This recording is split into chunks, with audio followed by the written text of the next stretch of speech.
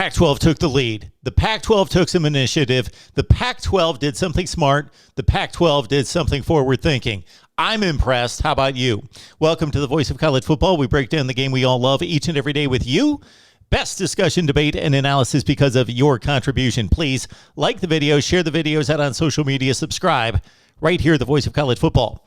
The Pac-12 this week announced that it is disbanding division play starting in 2022. So they are going forward with this. Not one of these decisions to say, we're doing this, but we're going to start in 2025. No, this fall, the Pac-12 is setting itself up to discard the division play and take the number 1 and 2 seeds in the conference to play in the conference championship game. The Pac-12 title game has existed since 2011. That is 11 conference championship games. Let's take a look at what the conference championship game history looks like compared to what it would have been if we would have taken the number 1 and 2 teams in the conference each season instead of the best team taking on number 3, 4, or 5 in some instances.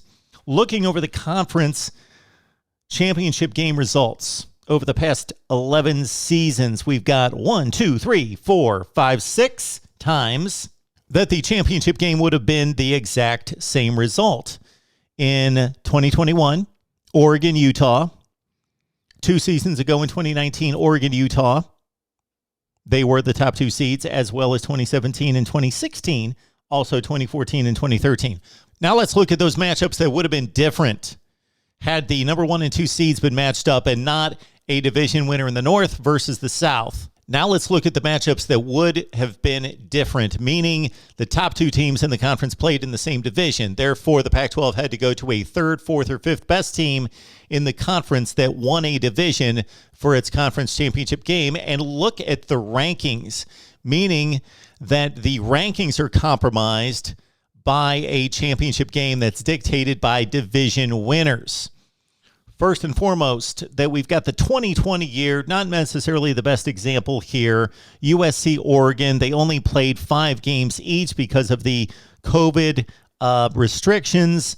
And actually, Washington won the North Division, but they couldn't play because of the guidelines. Oregon took its place at 3-2, and the Pac-12 championship game should have been based on record. USC at 5-0, taking on either Colorado or Washington. All right, let's go back to regular, normal seasons of 12 games played. In 2018, we had a matchup of Washington, the 10th ranked team in the country, taking on Utah at number 17. We would have had Washington against Washington State in a rematch of the Apple Cup game because Washington State had a better record than Utah at 7-2 and had a ranking 5 spots higher than Utah in 2018. If we look at 2015, Stanford, USC, a matchup of an 8-1 Cardinal team against USC at 6-3, but we would have had an excellent matchup with Oregon, the 15th ranked team in the country at 7-2, and a better record than USC, taking its place in the Pac-12 championship game. And then 2 stellar matchups would have resulted in the first 2 Pac-12 championship games because the South was down. UCLA made the first 2 conference championship games and was completely annihilated by Oregon in the inaugural Pac-12 title game at 5-4. Well, UCLA wouldn't have been there. It would have been Oregon, the 8th best team in the country, according to the rankings, and number 4 Stanford. Number 4 Stanford was blocked out of the Pac-12 championship game by its loss to Oregon despite an 8-1 record and 11-1 overall record. And we would have had a great rematch with the Ducks and the Cardinal in 2011. Same thing in 2012. UCLA, again, the South Division winner, gets in the way at 6-3, when what we would have had would have been number 6 Oregon, 8-1 in the conference, taking on Stanford at number 8. So better results of Pac-12 championship games, and we're going to see the same thing as we march through the rest of the Power 5. If we go to a 1 versus 2 matchup, we get the 2 best teams on the field. We get a more entertaining matchup, most likely.